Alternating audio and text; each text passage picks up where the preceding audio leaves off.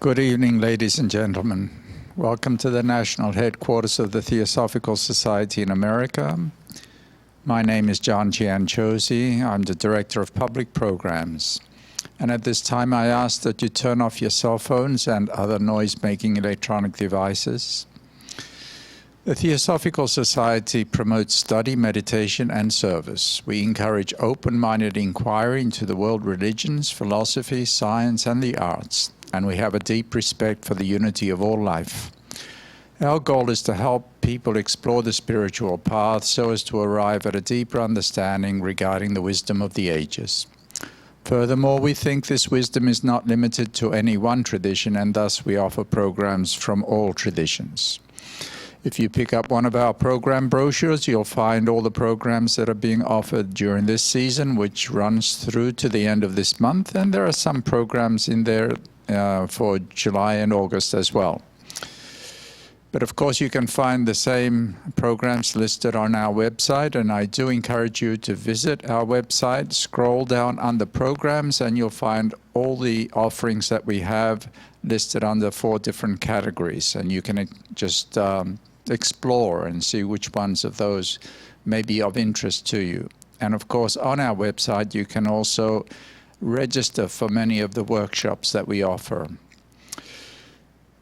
We are a membership organization, and I expect that some of you here this evening are already members. Thank you for joining. And we always are happy to welcome new members. If you find the mission of this organization inspiring and would like to support the work that we are doing, please consider joining. It's very easy to do so. And there are many benefits to being a member. However, what we offer here in regards to programming or the use of our wonderful 40 acres of parkland, library, and bookshop is open to the public at large, and everybody is always welcome. Now, this evening, we are very happy to have with us as a speaker Danelys Valcarcel Cuellar, who is probably well known to nearly everyone who's here this evening. But just in case, I will tell you a little about her. Danelys is a Cuban-born artist. She's a student of Theosophy, Anthroposophy, and Hindu philosophy, and has dedicated the past 13 years of her life researching the field of spiritual education. Currently working here at the national headquarters, Danelys is also a Montessori school teacher, well, she's a certified teacher, Waldorf and Krishnamurti teacher as well. And tonight she will speak to us on spiritual ecology. Please join me in welcoming Danelys.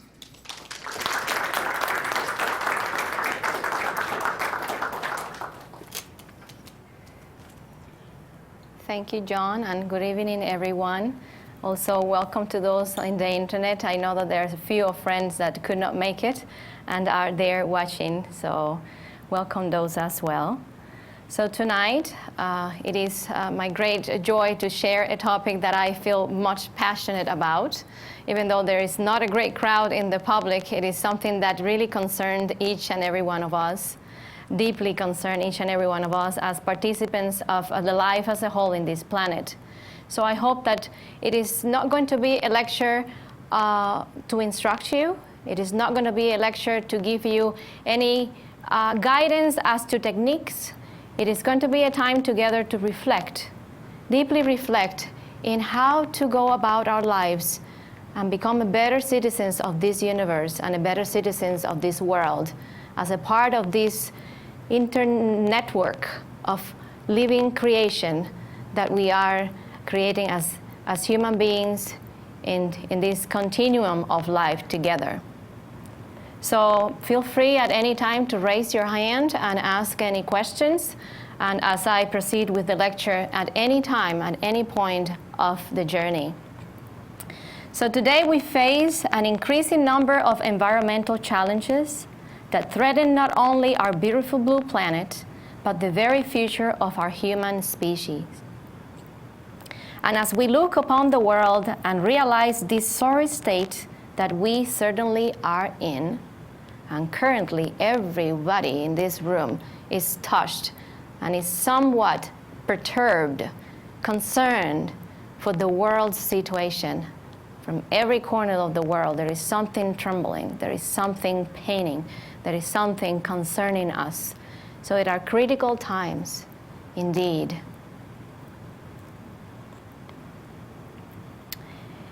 So, and as we look upon the world and realize that this sorrowful state that we are in, and all the crises that surround us, we may ask, are we in any way, as individuals, responsible for all the conditions we see about us? Are we in any way responsible? To what extent are we as human beings responsible for it?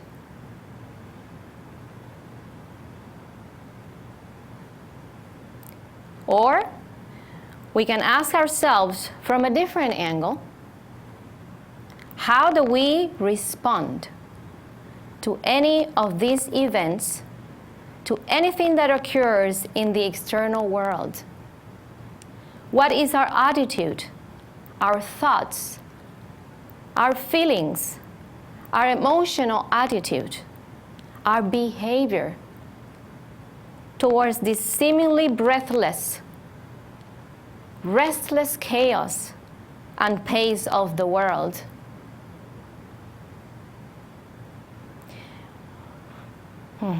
Something to stop for a second and think about. We can recall events such as the 9/11 or the BP oil spill. I'm not sure if many of you on this side of the United States got to hear much about it, but back then in 2010, was April 2010, I think that was the most horrifying things I have heard that have occurred in the natural world that has really impacted me directly. I was living in Key Largo, Florida at that time.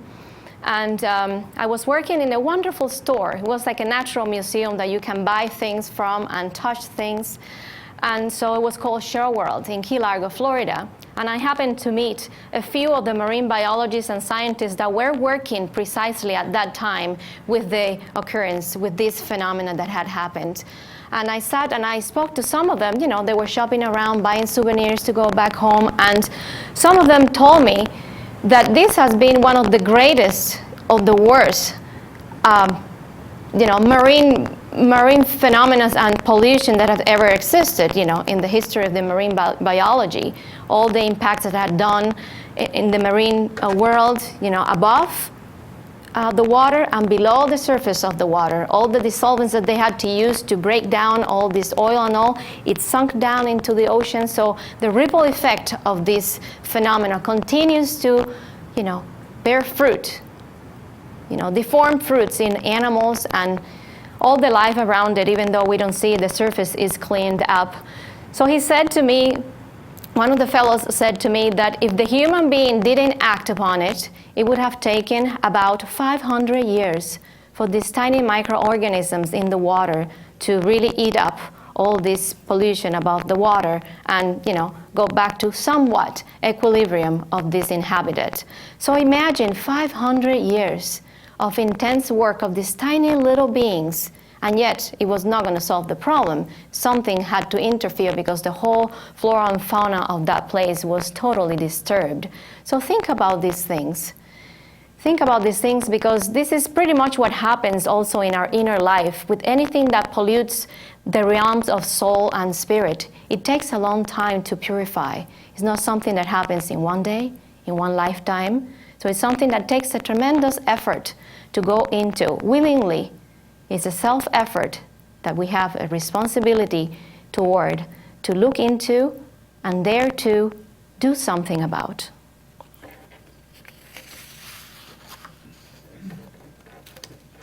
So can you recall, just for a moment, what was your immediate response to these horrendous catastrophes?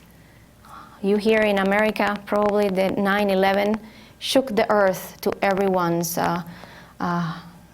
lives. That was something I don't really want to be graphic about it because even my brothers have many friends. My brother lives in New Jersey, and many people really lost their lives in the event.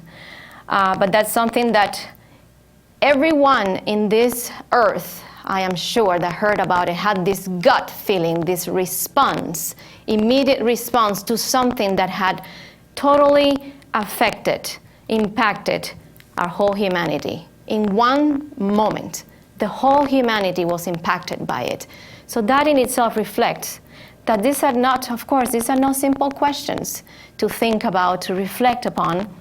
But we are speaking about unity, of course, which is the goal of our lecture tonight. But do we really feel this unity within ourselves?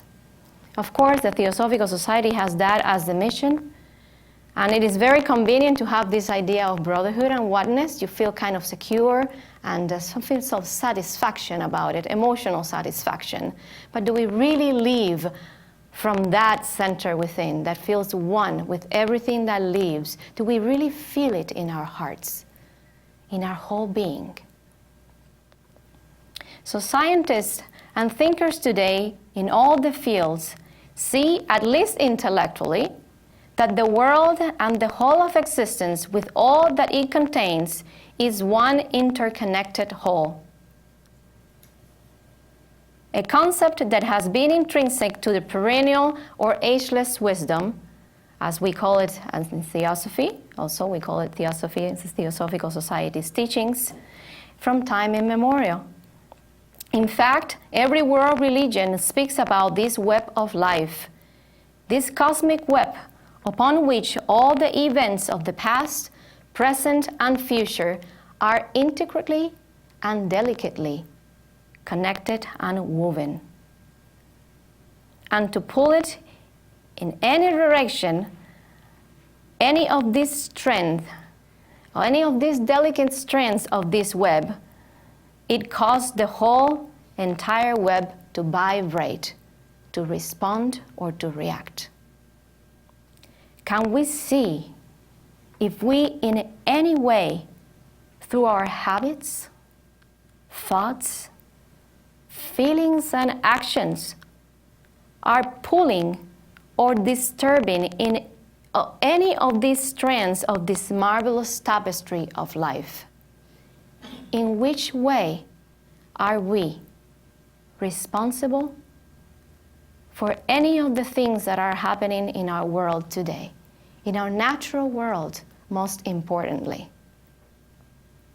The Theosophical worldview, which you have a copy of in your hand, our vision of the world as a Theosophical Society is nowhere different than the vision of those scientists that are rising and realizing this fundamental truth of existence. Our tradition is founded upon these same fundamental propositions. The universe and all that exists within it are one interrelated and interdependent whole. Every existent being, from atom to galaxy, is rooted in the same universal, life-creating reality.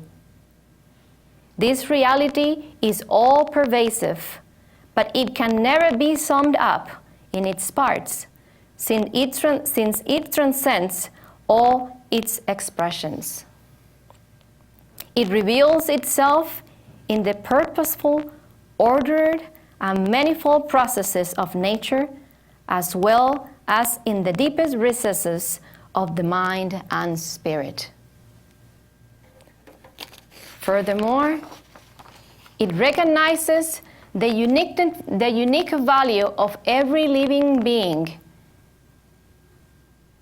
expresses itself in that the unique value of every living being expresses itself in reverence for life, compassion for all, sympathy with the need of all individuals to find truth for themselves, and respect for all religious traditions. The ways in which these ideals become realities in individual life are both the privileged choice and the responsible act of every human being, the privileged choice and the responsible act of every human being. So with this vision of wholeness in mind, let us go into detail into the subject of tonight's lecture, spiritual ecology. What do we mean by spiritual ecology? The roots of ecology can be traced back to the Greeks. Ecologia. Ecos, house. Dwelling place, habitation, environment. Logia, study of. We have some theosophical lodges, of course. This is a place where you come to study something fundamental, something that can transform our lives, something that can bring us together. So these were these ecological places back then in the Greek world. So the Greeks were once at balance between the spiritual and the earthly world. So these were indwelling places for the divine. I don't know how many of you have traveled to Greece. I have never been in this lifetime, but in my dreams I do. So even the ruins of Greek temples still hold a sacred atmosphere of matter permeated by spirit. Haven't you been there? How many of you have been to Greece? A few of you. So the columns surrounding the temples were seen as symbols of eternity. But this vision of ecology has evolved quite ways from the Greeks into a much more rigorous science. Today, it stands as the study of living interaction within biosystems, a field that includes biology, geography, and earth science. It includes the study of interactions that organisms have with each other, with organisms, and with abiotic components of their environment. We as Theosophists and students of Theosophy know that there is no such a thing as abiotic, meaning something that is lifeless in this earth. Everything vibrates, everything is a spark of life. Even the seemingly lifeless stones and minerals, these are beings, these are things that are supporting, these are formative forces of the universe that are helping to build everything that exists. So for us, they are not lifeless. For us, they are living beings just as you and I.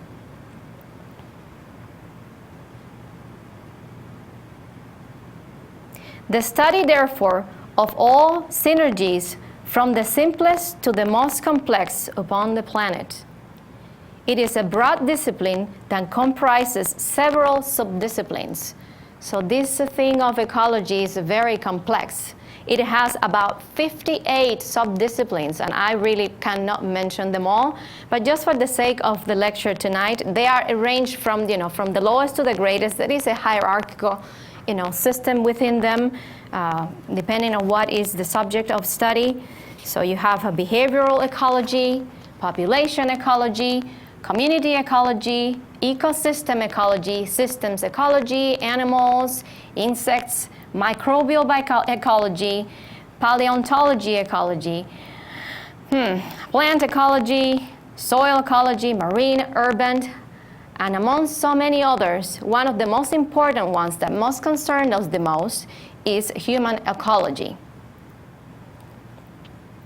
So human ecology is the discipline that inquires into the patterns and processes of interaction of humans with the environments, human values, wealth, lifestyles, resource use, and waste.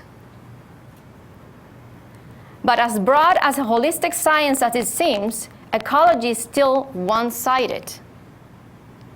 It must eventually build a greater bridge between spiritual realms, the realms of life of causation, and humanity and this planet.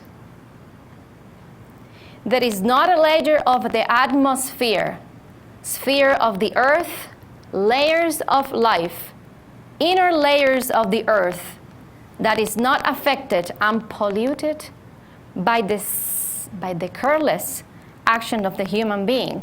I don't know how many of you study geology and biology. I do, just as a I just love it very much. My mom happens to be a scientist, and I was brought into spirituality through the natural world. So to me, biology, geography, geology, and all the branches of the natural sciences are to me my passion.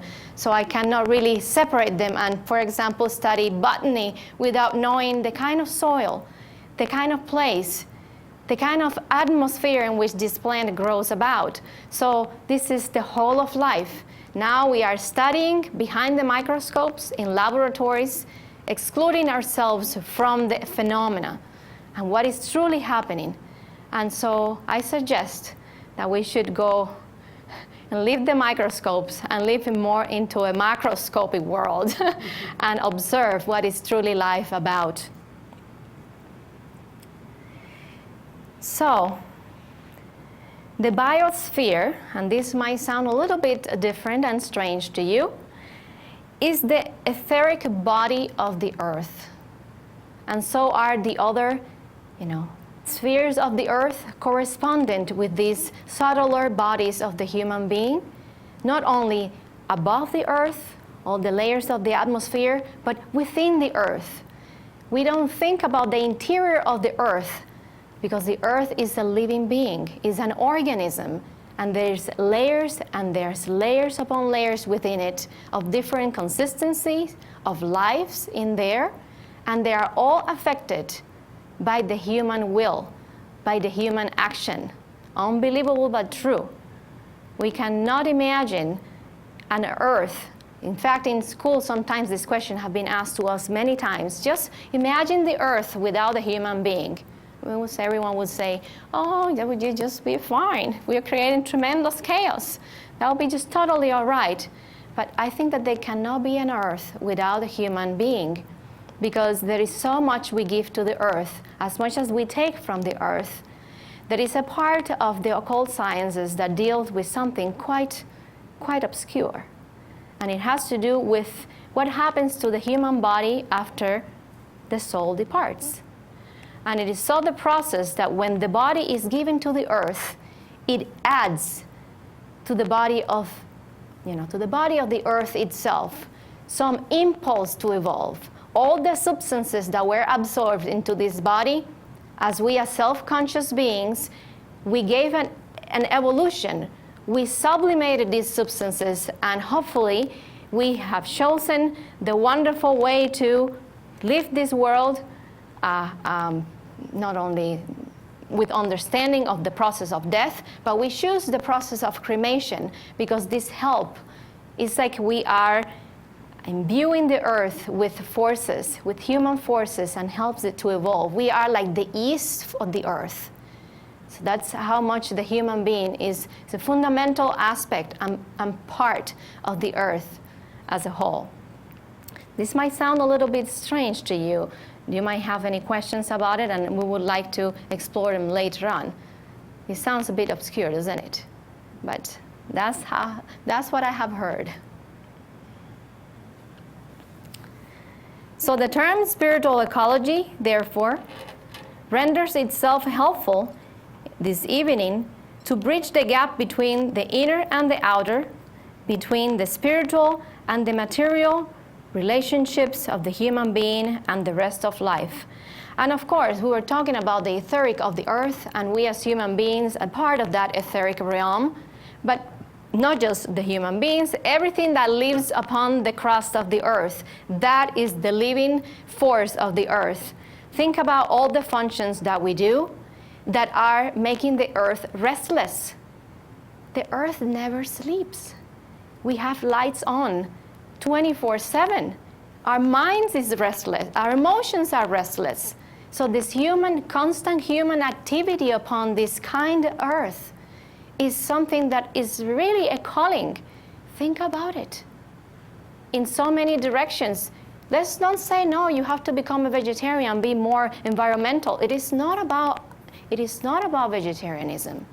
It is not about eating more healthy. It is not about, that is a part of it. But there are so many other functions that we are doing, so many of our unwholesome habits that we are not aware on how much is impacting the environment. We blame corn sweat, we blame the climate changes and so forth, but really we don't realize what is the real cause of all these disturbances of the earth.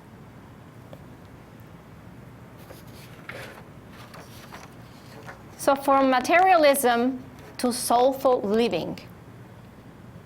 One of the central teachings of the Ageless Wisdom has to do with the idea that there is indeed a path that can be taken towards a life that is increasingly meaningful. Not for one's own gratification to say, yes, my life is so amazing. I have so many children.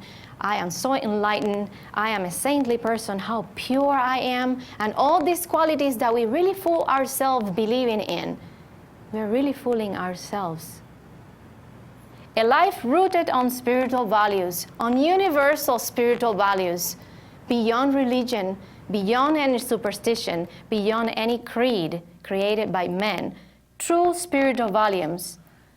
A life that is increasingly meaningful as a participant in the world about us, with all the fellow creatures of this beautiful planet. A real participant and co-creator in this universal process of evolution, which is itself meaningful and orderly throughout. And that is through self-purification and universal brotherhood. I suggest that is something to think about in our habits, in our daily rhythms, in how we go about our lives, how we live our lives, and individually tune ourselves with this idea, no idea, but reality of oneness. And as we realize something deeply happens within ourselves, we innately, we automatically begin to align with that fundamental truth, and our lives begin to change. We begin to live unwholesome habits. We begin to see the world differently. So I suggest that is something to consider for each one of us. There are many ways to self-purification, self-transformation. That is to each and every one of us. We all practice different religions. In the Hindu tradition, for example, which is something that is closest to me, there are 3 deaths to a Hindu when he is born. One is the debt to the parents that gives us this physical body, that brings us into the world once again. The second debt is to our teachers, to the guru, to the teachings, to these ageless teachings. And the third debt, well, the Vedantins call it the debt to God. But as yogis, as students of the yoga philosophy, it is a debt to the elements of nature, to everything about us that gave us this life. And so that is a really profound something to live up to. So every Hindu, every yogi, a real yogi, secretly pledge himself every year on his birthday to live a better life, to commit to this idea of self-purification and living this life in harmony with the whole, in harmony with the whole of existence.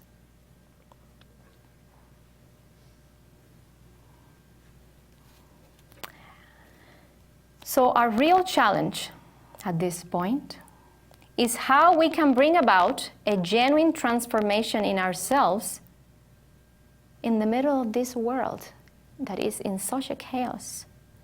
For we are an intricable and inseparable self-conscious part of this world. And not until this inner transformation takes place, the world will not be any different. There will still be violence, hatred, selfishness, fear, poverty, evil, etc. Because the global crisis that is truly happening is the result of human greed and selfishness. isn't it?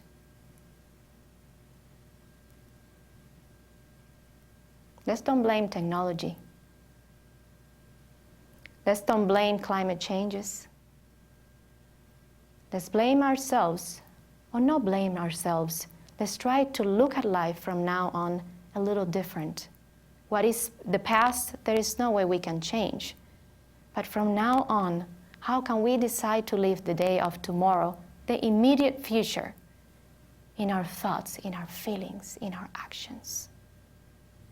In which way we can contribute to the betterment of this world?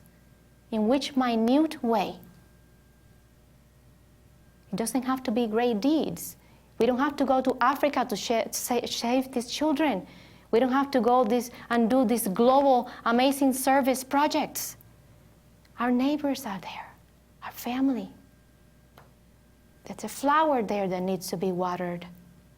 Another anecdote that you might find quite, it's just a very touching story. We were in the Hindu ashram, one of these, they have many festivities, so we were there, and we had this very, very long day, and there were rituals going on and off. And at the end of the day, my teacher was blessing us and talking to us. It was the last of the prayers, and all of a sudden she stopped the whole ceremony. And I said, what happened to her? I said, oh my God, look at this plant. There was a plant in front of her there in the altar that was totally withered. It was one of those calla lilies, that you buy in the store, and they're just so pretty, but all of a sudden the plant had just dropped there, and she just stopped, and she was putting the sacred thread to everyone in their hand and say, oh, wait a minute. So she grabbed the plant and put the sacred thread around the plant and around it and put it all up, and she prayed to it and touched it, and I said, I am so sorry. And she looked at the plant and said, the same spark of Atma that is within this plant is within each and every one of us. So she took the water that was used for the ritual, and she didn't really care. She just poured it on the plant. And a few minutes later, the plant, of course, was as happy as she could be. And my teacher always said, I really have not a green thumb, Divya. She calls me Divya. But yeah, I love nature as much as you do. My duty is to teach. Your duty is to garden. Thus I take it with all responsibility. But she is also a gardener of the soul, because she plants in us the seeds of wisdom, and she helps us grow healthily. She points at those things that we need to polish from our lives. So she is an amazing artist gardener. And I always tell her that. And yes, you can tell that there is a special relationship there. So, dear friends, many of you may be familiar with these words from the Holy Bible. And the wolf will dwell with the lamb, and the leopard will lie down with the kid, and the calf and the young lion and the fatling together, and the little boy will lead them. And the cow and the bear shall feed. Their young ones shall lie together, and the lion shall eat straw like an ox. Aren't you familiar with that? This is one of my father's favorite quotes from the Bible. In which way can we embody these profound biblical verses? Through spiritual ecology. By living consciously with the whole of the earth, with all its inhabitants, visible and invisible, in cooperation and co-creation, as opposed to competition, in rhythm and harmony as opposed to chaos. So there is this beautiful passage from a book that we are currently studying in the library in our staff study group. It is a commentaries on Light on the Path, this wonderful jewel of wisdom. And this is a commentary to one of the passages that says, regard earnestly all the life that surrounds you. We are asked to regard earnestly all the life that surrounds us. Not one particular expression of life, but life wherever it is expressed itself. This required an extraordinary awareness of life at the various levels of its expression. This is possible only under conditions of physical sensitiveness, emotional responsiveness, and mental alertness. Unless a person is open and responsive in all part of his being, he will not be able to be aware of all the life that surrounds him. And without such awareness, an earnest regard for all expressions of life will become impossible. An earnest regard for all expressions of life will become impossible. To be aware of all life that surrounds us implies extending areas of our own interest. Without a deep interest in life, an earnest regard for its expressions is unthinkable. So, that is one of the advices that the ancient wisdom, ageless wisdom, I don't like to call it ancient because it seems something from the past. This ageless wisdom is something that never changes, that is so appealing, refreshing every time you go into it. And it seems like every speaker stands here and talks about the same thing over and over again, but there is really nothing more to talk about. But you just have to look at it from different angles until we get it. And eventually we pass it on to others. So every one of us has a perspective, has a vision, has a way of looking at life and a way of living, but hopefully we come together in the fruits of our actions, in the fruit of our selfless actions. So there is much more to this lecture. At this point, I would like to pause and ask if there is any questions. We are going into something that I have dared to propose to the world today. So, any questions so far?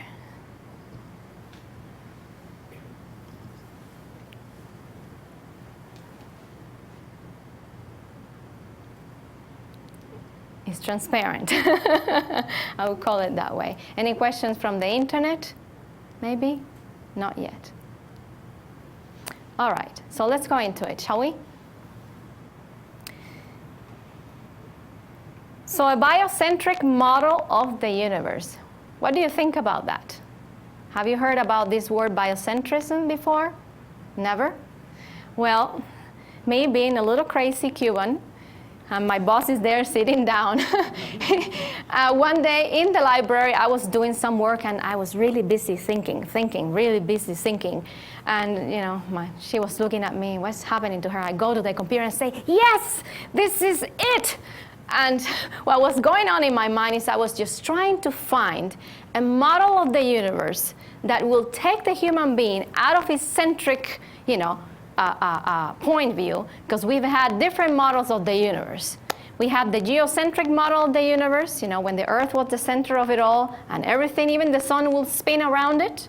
We have the heliocentric model of the universe later on from the Pythagoreans, and then, with the Copernican revolution, it really took off and it became the standard for the modern science view.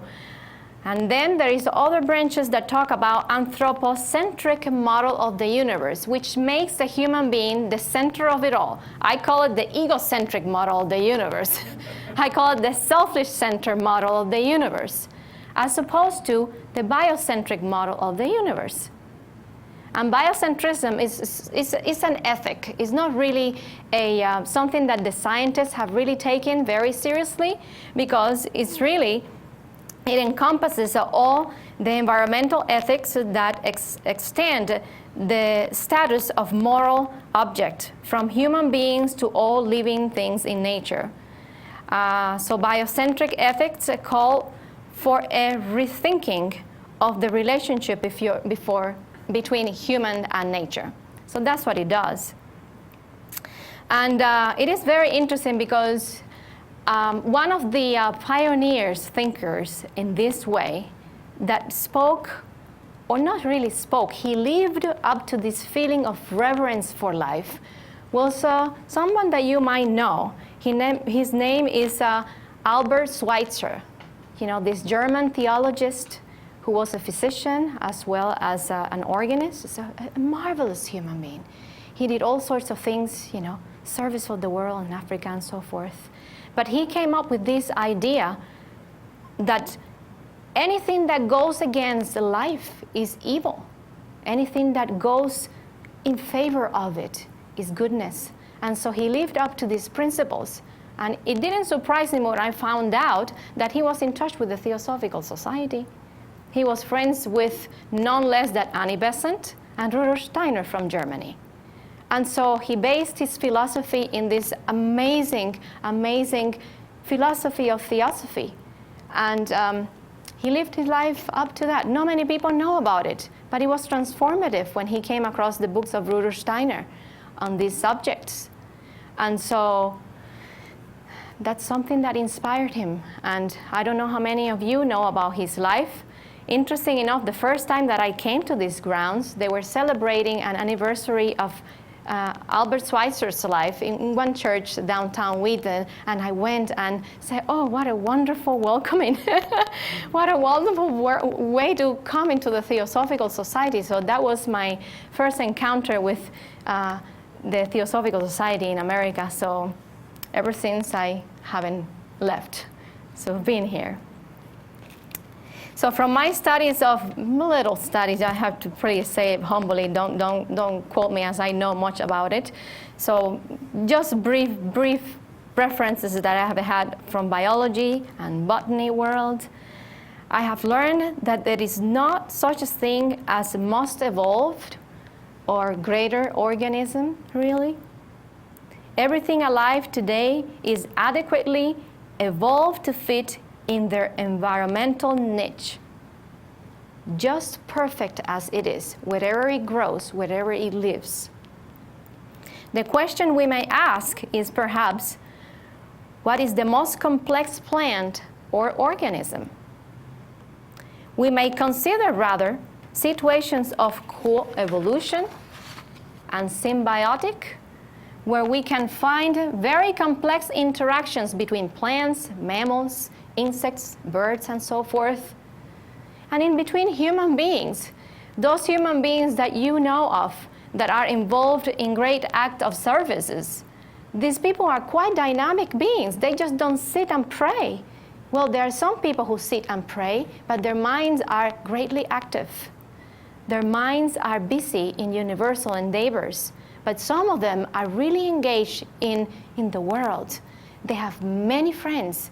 They know many people. They have this interconnected network of friends that when something is in need, there is a phone call, there is a text message, there is a travel going somewhere. These people are always on call, and we need more of these. This is the real calling of the Christ within if you are a Christian. It's not a Christ that we are waiting for to come and save us from outside. This is something that has to be born from within ourselves. And the Bhagavad Gita says, and whenever there is a decay of righteousness, and it is, this flow on righteousness in the world, here comes Krishna, here comes the Lord, and incarnate to establish this order in the universe. But I cannot wait for him to incarnate when this whole thing is all messed up. I can do it right now. So if each and every one of us become a vessel for this universal life to be, wherever we go, we can become this presence of light, of harmony, of giving love wherever we go. We don't need to wait for a savior outside. We can get that light within at any point if we so will. If we open ourselves for it, if we clean the vessel for this immortal life to flow through us.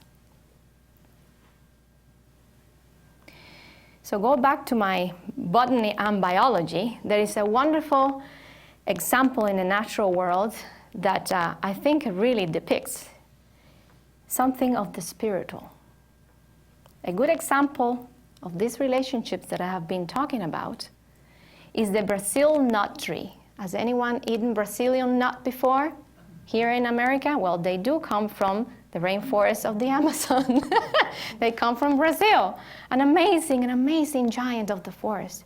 He is about 200 feet tall and live up to, I think it's about 250 years or something like that. Or, no, he lives up to 500 years, more so. So he's an amazing being. So this tree average gives about 250 pounds of nuts every year, you know, those who commercialize the goods of it. And it is affected by many things in the rainforest, but you will not believe what is his greatest threat.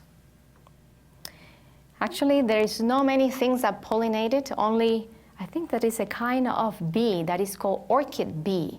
That is rather rare there within the rainforest. That is one of the pollinators. So it has a very complex structure of this organism. And it is so huge that gives shade and life to so many other creatures of the forest, birds, and you know, it's like one of those banyan trees in India.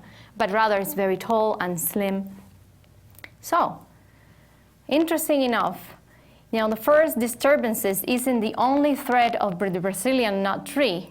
Competition also comes from a sneaky plant known as the strangler fig tree. So the strangler figs start out as a tiny little seed, almost invisible, that is deposited on the branch of any of these trees by a small mammal or by a bird. So it's deposited there, and the seed sprouts, and the tiny roots gains foothold. And it is the beginning of the end. Eventually, the root creeps down the trunk to the forest floor, stealing water and nutrients from the tree throughout its bark. As it goes down to the foot of the tree, more roots soon join in, wrapping tight around the Brazilian nut tree, encasing its victim.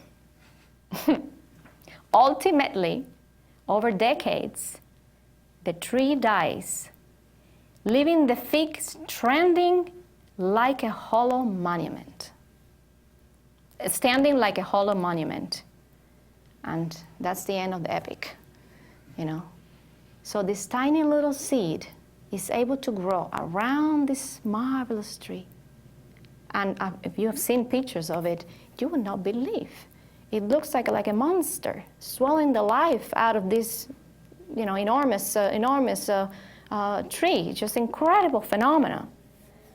So, this is such an example of what the human life can become when selfishness and all these evils hold our soul.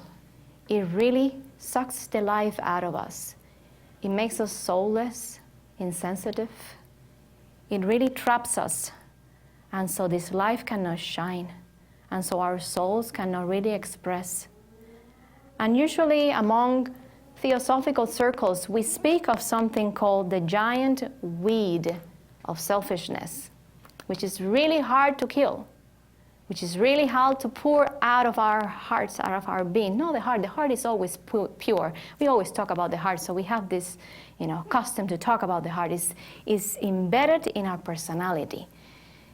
So we can really be aware of any little thing that is growing, that is unwholesome, and pull it out immediately. Don't wait until it takes roots. So it takes some kind of self-awareness, some kind of inner work, because it's a daily work. You don't want to do gardening once a month. By the time you go back out to see the flowers, oh my goodness, what is happening out there? So we want to do this work every single day. In which way? You choose your way. There are many ways to the one goal. So that is the story of whenever you go to the store and you hold this nut in your hand, you be grateful. And it's such a delicious thing, you know. So think about this Brazil nut tree and all the things that they have to go through. So I also propose a religion of life. True knowledge of nature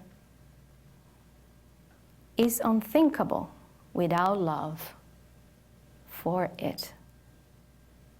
We must realize that our very life is a gift from the whole universe. How much is needed in order that each one of us may receive and sustain our existence? How much we need from the universe, from this earth. How much we owe to nature and other fellow beings. Love for the human being must gradually widen into love for all living beings. Indeed, for all existence. The Theosophical student should become someone who never destroys anything for the sake of destruction. Not only in his actions, but also, as I said before, in his words, in his feelings, and in his thoughts. So I would like to close with two beautiful thoughts. One of them is from Albert Einstein that said, "The religion of the future will be a cosmic religion. It should transcend personal God and avoid dogma and theology, covering both the natural and the spiritual. It should be based on a religious sense arising from the experience of all things natural and spiritual as a meaningful unity." So that was his vision. So you may all close your eyes as we close with the universal invocation by Annie Besant, O Hidden Life. O Hidden Life, vibrant in every atom. O Hidden Light, shining in every creature. O Hidden Love, embracing all in oneness.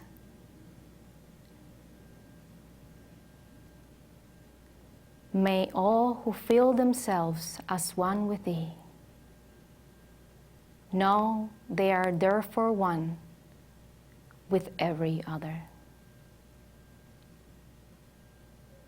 Peace, peace, peace to all beings.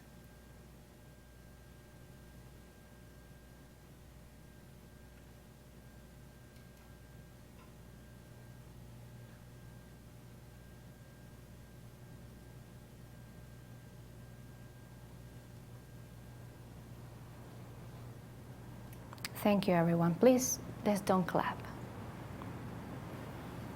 Well, Instead of clapping, maybe we will have question time. And it is probably difficult to get your questions up and out after that peaceful experience.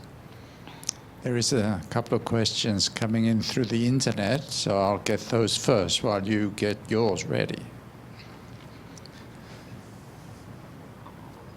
We are careless and forget to remember the earth. Because we are sustained so well by it, can meditation help us with our responsibility you speak of? Certainly. Meditation should be at the root of all our spiritual practices. There are many ways to meditation. I don't know, whoever is asking the question, thank you. I don't know what particular meditation practice are you engaged in, but certainly meditation is a means to connect with the interior of our beings and the whole of the universe. Is to connect with the root of our being. So meditation must be the basis of all our spiritual practice. You can call it meditation, you can call it prayer. From the Christian tradition, they call it contemplation. So this inner quietness to sit unattuned yourself, your bodies, your whole being with that vibrational note of the whole cosmos, to connect with our spiritual root, to our true spiritual root, there has to be at least 5 minutes of our day that we sit down in quiet. Silence is important. Silence is purifying.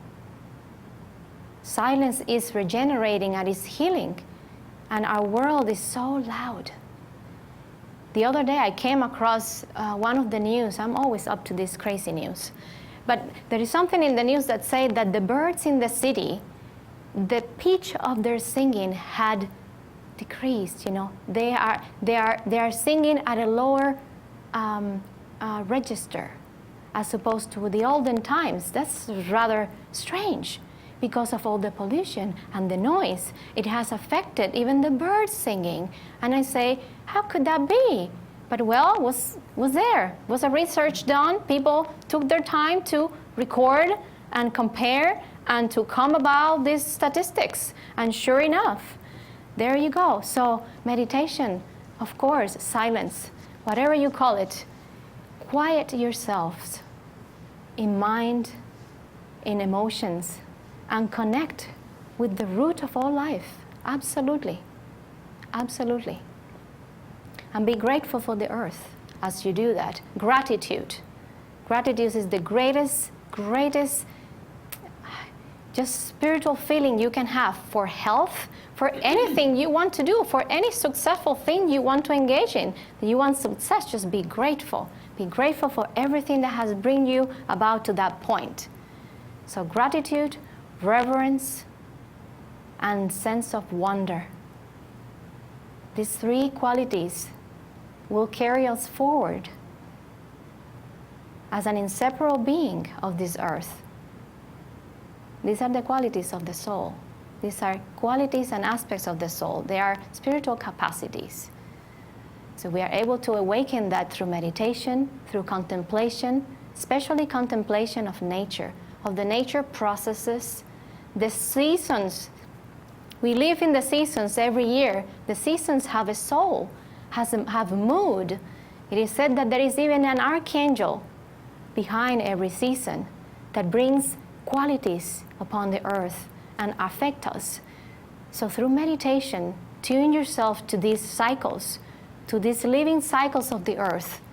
And this is another perspective of spirituality that is not coming from the books, but from life itself. It's a living thinking. It is a living experience of the spiritual world. And so, yes, that's a long answer, but I love the question, so thank you. One more question that someone sent in.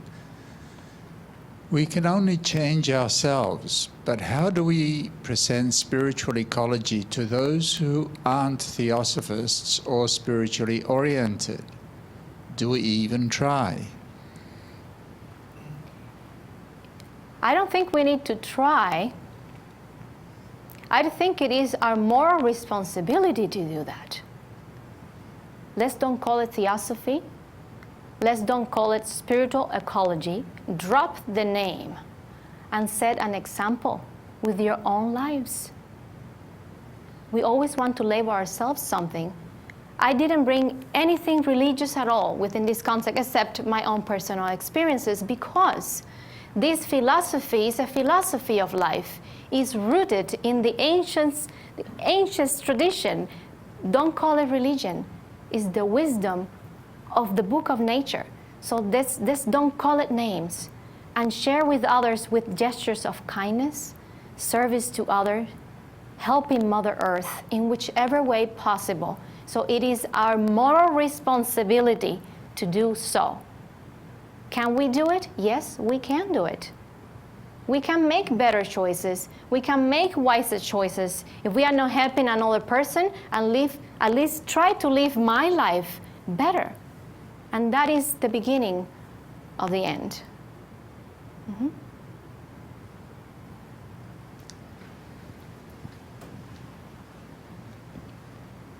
It's good to stand up.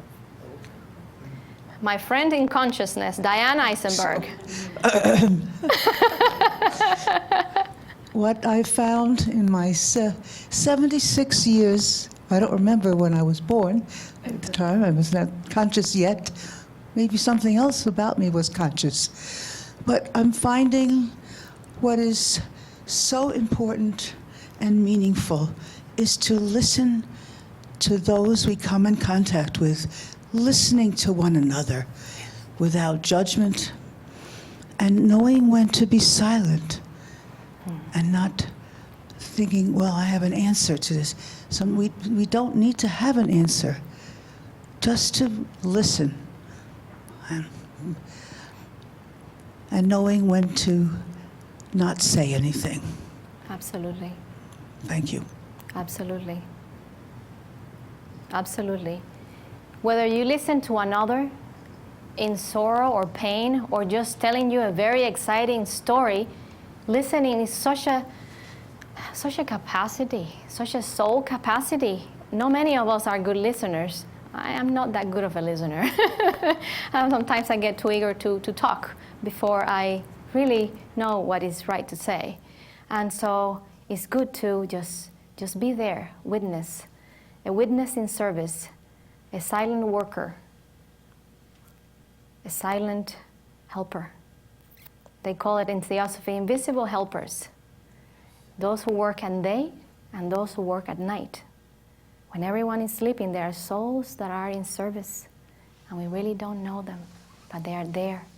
There is a whole hierarchy of beings helping behind the scenes that are here and now, giving us life, giving us speech, giving us senses. From the Hindu tradition, it says that the senses, in fact, we are going to be seeing some of that on the workshop on Saturday, are devatas, are devas, and little angels, like angel powers that live within the human body. And those are to be recognized and cultivated. And this is all living in silence within ourselves and within other person. So when you are in silence before somebody, are we seeing that person? Are we seeing that animal as it is? Are we connecting with the soul that is within it? Or are we judging? Or are we preoccupied? Or are we worried on what we have to say and how they think about us? So what is that relationship? So yes, silence is the answer most of the time. To be there present for everything that is.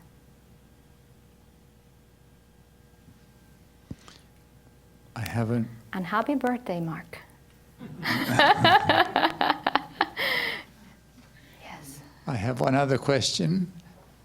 What is your opinion, what, in your opinion, is the role of physical nature in the evolution of humankind? Wow. Do we really have time to go into it? That is another lecture in itself. Wow, that is a wonderful question. The physical existence. Well, may I speak from the theosophical perspective? That's what I am most rooted and has really formed my thinking for so many years. And I can only say to that it's only in physical experience that God can become conscious. It is only in this physical experience that we can work out all our karmas. And it's only in this physical experience that we can come and learn and really heal ourselves and evolve all our physicality and all our spirituality. We need this physical experience because in the upper higher worlds, it is in here we nourish. In here we, as I say, we gather all these experiences, and when we go to the spiritual realm, after we cross the threshold, it is a time for us to absorb, for us to assimilate, and for us to discard what is unnecessary. And it's also a time of purification. But here on earth is when this is the training ground, the real Kalakshetra of the Hindus. This is really where the work has to be done. This is when you serve the most. This is when you learn the most. And obviously, we as human beings are in the lowest of this upward swing of evolution. So we have the descending arc and the ascending arc. There are two streams of evolution. We have the material and we have the spiritual evolution. And we ourselves are the microcosms of the macrocosms. But for the lower kingdoms, we are the macrocosms for the mineral, for the vegetable, and for the animal kingdom. So there is a great responsibility in us. We are physical, but not so physical. There is a part of us that is absolutely spiritual and divine. And so we live in both realms. So the human being is actually already part of the co-creative hierarchy of beings, of angels and archangels, archives, and so forth. It's a part of it as opposed to the lower kingdom. So it is here when we come to earth as fallen angels to help the whole of creation. We are the result of this line of evolution from mineral to vegetable, from essential brute nature, from mineral to vegetable to animal, till we become this human being, this body. We owe to this process of evolution, and how easy it is to wipe it out, to take a life of another person, and how much effort nature puts into building this magnificent structure that we call the human being, this temple of divine life. With the swing of our hand, we can just take someone's life, an insect life, a plant life. How we dare to do that without a thought, without a single thought of all that occurs for that being to exist. And so the physical existence is as divine, so much so that in Theosophy, we have this sevenfold nature of the human being as well as the universe, but there is a correspondence with the higher as well as the lowest. So the correspondence in a nutshell goes like this. The Atma, which is the essence of our being, our spiritual will, reflects in the physical realm. So everything that we do is imbued and impulsed by this spark of the divine. And there are other correspondences, the Buddhi reflects in our etheric and astral realm, as well as the others. That's a whole lecture in itself. But think about this. The most divine and spiritual aspect of our being corresponds directly with the physical part. And so that's something to think about. So this is as divine and as spiritual as anything else. The materiality, just don't be attached to the form. The form is evolving. Matter is ever evolving in continuous evolution and movement, eternally changing, imbued by this eternal also spirit. And they both have to come together in every segment of life. And that's the goal of life. That is the plan of God, which is evolution.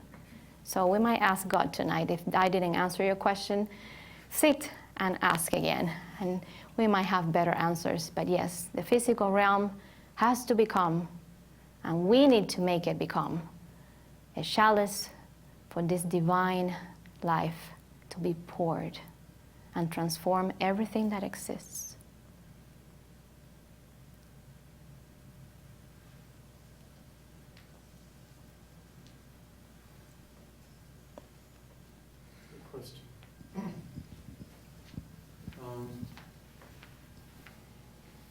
Thank you.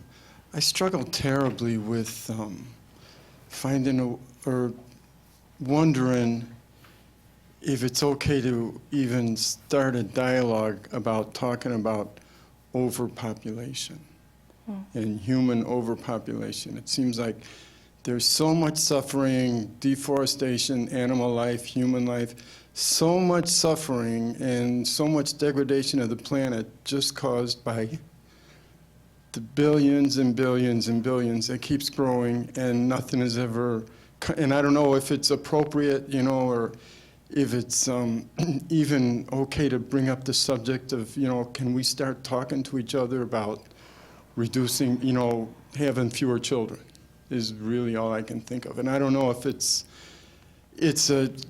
impossible to even bring up. It's so distasteful to everybody, I know, but I don't see how we can move forward without starting that dialogue. That is a profound subject.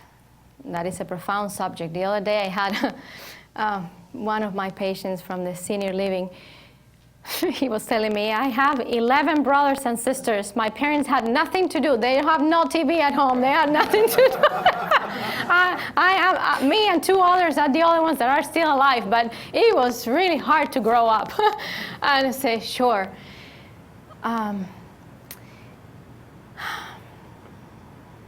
really want to answer that question in a positive note because the night is coming to a close. What if we focus instead in the positive, in only this impulse of human progression and perfection? One thing that I did not talk about today, because it really goes more into the realm of maybe environmentalism and so many other layers of theosophy that, again, I cannot talk about everything, is this law of cyclicity, of periodicity in life, and the whole of nature is bound by that, the earth and everything else that exists. The overpopulation, of course, is our human responsibility with all that entails. But I think that we are coming to the point by natural process in which we are hitting our boundaries, and nature is intelligent and is going to put a stop on those things that are out of order. And we are going to come to confront our own misdoings. But we should not forget that we are heading toward a more glorious future. We are, as humanity as a whole, we are heading toward a more spiritual future all together. So there is a global awareness, there is a global awakening, underneath it, all this negativity. There is so many people arising to this spiritual thinking, to actually doing wonderful things. We don't hear. There are so many other organizations doing all these things. It's not just the Theosophical Society. So let's focus more on the positive note, on the positive side. Yes, overpopulation. I tell you what, we need wonderful parents. We need more parents to bring about more wonderful souls into the world. Have you noticed these children that are being born today? I want millions of them. They are the most marvelous creatures.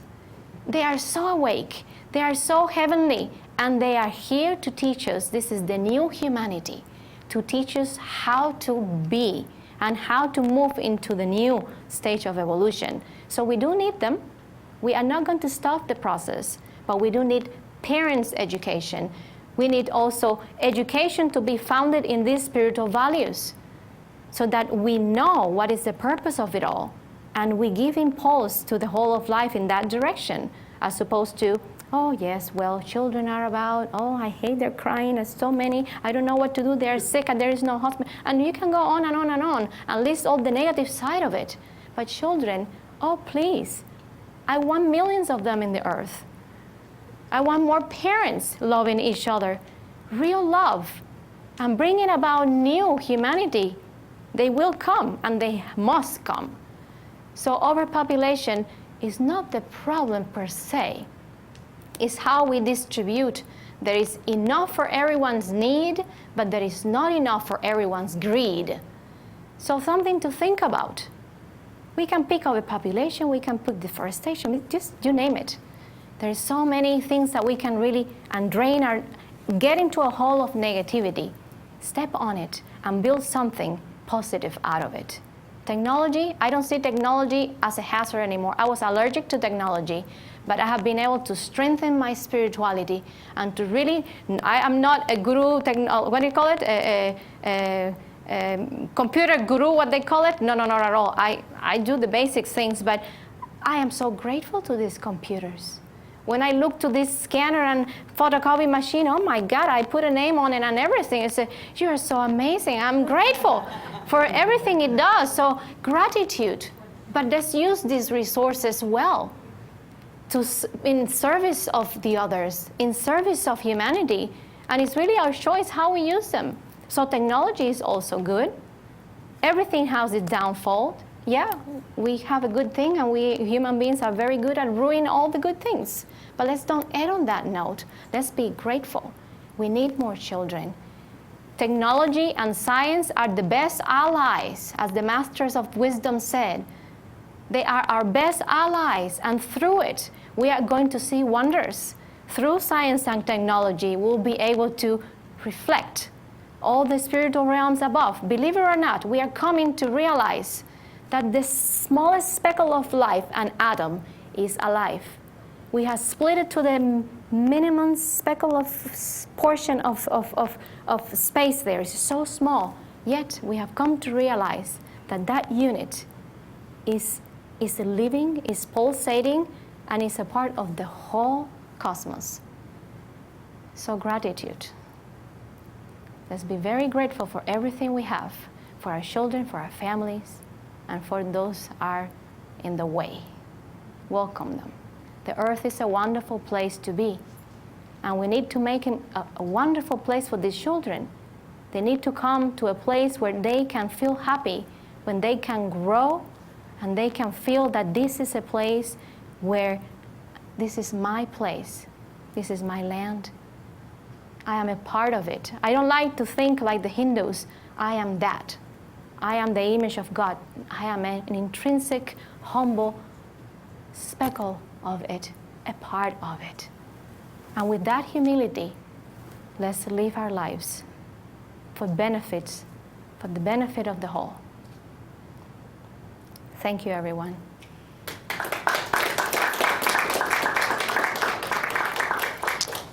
Well, that's a wonderful ending. Thank you so much, Danelys. I think we all feel a lot of gratitude this evening because that was very beautiful. Thank you. Very welcome. Just like to take this opportunity to make a couple of announcements and then let you have time to have refreshments, but also maybe continue conversation with Danelys.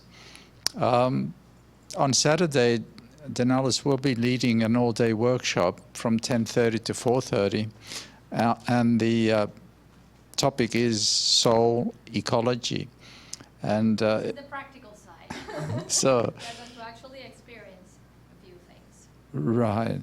So this evening was the teaser, if you wish, and giving you thoughts and ideas of inspiration. And Saturday will be a more kind of focus on actually practical application of these ideals.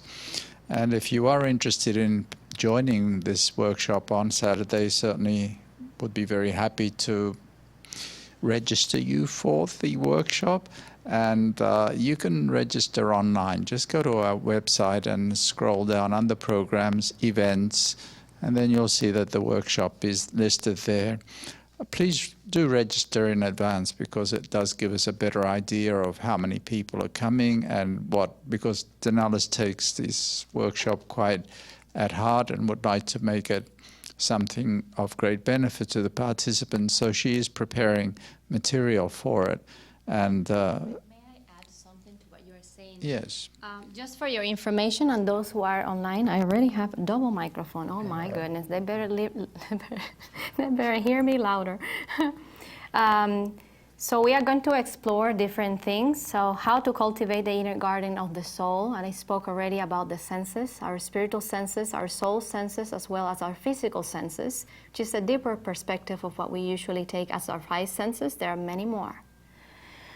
How to read the book of nature through some nature interaction and soulful activities outside. So we are going to enliven our etheric bodies and the etheric of the earth, finding techniques to really reinforce and become healthier in our etheric body, because that is the life forces within us. We are so strong in our thinking. We are so strong in our will. But our life forces are depleted for so many reasons. So that hopefully helps to regenerate the planet. So that is very, very interesting and helpful to those who are, willing to come. You will find them quite creative and quite enlivening. So I encourage you to also come. So there will be meditation and there is going to be some artistic expression. There's some musicians that are coming from the city. They are my folk dancing teachers. And they play music from different ancient traditions of the world and have created this wonderful practice of bringing people about as a community through very simple dances that we can really connect with one another in different ways. And so those who are not dancers, don't fear. I'm not a dancer myself, and I love really dancing with them. They really, really makes us one through the music. And so that is there. Everyone is welcome to come to the morning session or to the afternoon session. I mean, it's really up to you. I understand that we are so very busy, but I promise you that you're going to have a wonderful time. So just consider a day with the divine of this wonderful environment that we have outside. It's beautiful, beautiful ground. So, yeah. Thank you, Danelys. And so that gives you a lot more information about what to expect on Saturday. So please join us if you can. Thursday next week, we're going to have Richard Smalley, who is the editor of the Quest magazine, which is the quarterly journal of the Theosophical Society. And he's also the author of 9 books on spirituality and mysticism. And next week, he's going to speak on a rather surprising topic, new discoveries in the tarot. And this is not the usual topics that he talks about, but he is a very knowledgeable and very gifted speaker. So if you're interested in either the tarot or, I think, spirituality and mysticism in general, I would highly recommend coming to Richard's talk. He's always very entertaining, and he's a man with tremendous breadth of knowledge and a terrific memory. He seems to remember everything he's ever read. I can hardly remember what. So that's next Thursday, Richard Smalley. Also Friday next week, we're having another one of our gong meditation experiences. Marian and Gabriella Kraus will present a guided gong meditation. And most of you have been to some of these and know that they are quite an experience that is really very I don't know, kind of releasing of stress and cultivation of a sense of release and well-being through just the vibe. Just you don't actively have to do anything other than just sit or lay there and allow the vibrations that are created by these numerous bongs, the gongs that they have, and the way that they perform on them really opens the mind up considerably. So if you're interested in that, please register online. And Marian has done many of these performances here on previous occasions and is probably well known to you. So those are a few of the programs that are coming up in the near future. Of course, there are other programs that will be also coming up in the next few months, and you can find those listed on our website and in our program brochure. But for this evening, that is sufficient. Thank you very much for coming. Thank you very much for being attentive. Thank you so much, Danelys, for that presentation. Please stay and have refreshments and maybe further conversation. Thank you.